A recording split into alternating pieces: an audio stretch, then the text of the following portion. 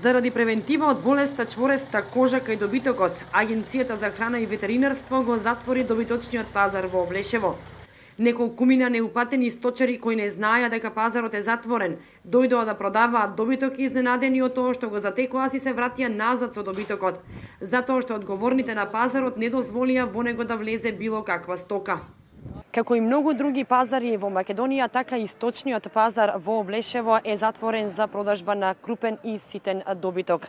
Од Агенцијата за храна и ветеринарство не знаеа да кажат до кога ќе биде вака, но сепак само истакнаа дека е затворен превентивно заради појавата на болеста чвореста кожа.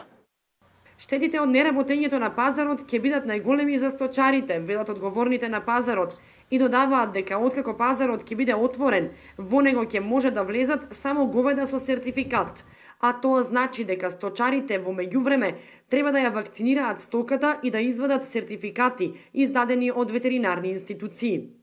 Докторите по ветеринарна медицина велат дека болеста е опасна за добитокот и може да предизвика огромни штети. Станува збор за вирусно заболување кај едриот добиток, значи кај говедата. Пренесувачи вектори на болеста се сите инсекти кои што цицаат крв. Значи комарци, муви, болви, крлежи. Имаме прво покачување на инкубацијскиот период е од 14 до 20 дена. Најпрво имаме покачување на внатрешната телесна температура кај животните, појава на лезии по кожата, значи како чворови, во вид на чворови. Од гледна точка на тоа, значи колку е опасна болеста, станува збор за болест која што нанесува економски штети на сточарството кај нас. Значи, доколку имаме крава која е веќе заболена од чвореста кожа, никогаш таа крава повеќе нема да се врати на претходните параметри на продуктивност.